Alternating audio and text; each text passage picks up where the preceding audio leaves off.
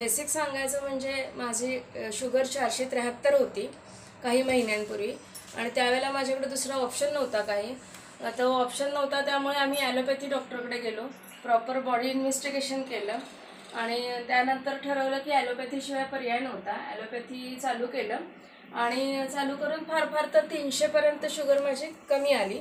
त्याच वेळेला ॲलोपॅथी कायमस्वरूपी शरीराला लागू नये म्हणून वेगवेगळ्या कंपन्यांची मी औषधं घेतली, सप्लिमेंट्स घेतले.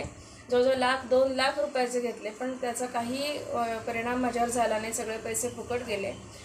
ते करत असतानाच समर्थ सोशल फाउंडेशन मार्फत म्हणजे प्रेमानंद पेडणेकर साहेबांची आणि माझी ओळख होतीच आणि त्यांनी मला समर्थ सोशल फाउंडेशनचा ऑप्शन सुचवला आणि समर्थ सोशल फाउंडेशनचं मी अँटॉक्स डी आणि अँटॉक्स टी हे एका वेळेला मी चालू केलं.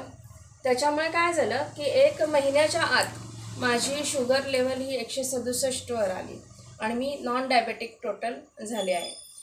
तर अतिशय चांगले रिझल्ट आहेत अँटॉक्स डीचे आणि अँटॉक्स टीचे.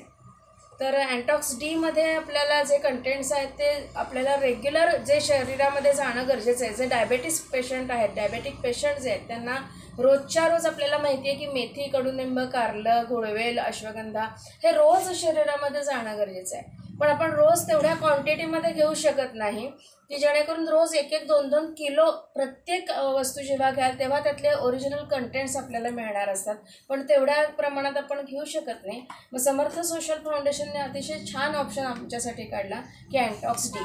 ह्याच्यामध्ये हे 10 प्रकारचे कंटेंट्स आहेत की जे ओरिजिनल अर्क स्वरूपात काढल्यामुळे आपण एवढ्या क्वांटिटीत जे खाऊ शकत नाही ते अर्क स्वरूपामध्ये असल्यामुळे आपल्याला त्याचे सप्लिमेंटरी आपल्याला उपयोगी पडतं आणि आपल्या शरीराला ते लागू होऊन आपण आपला बॉडी बॅलन्स रेग्युलर यायला मदत होते. त्याच्यात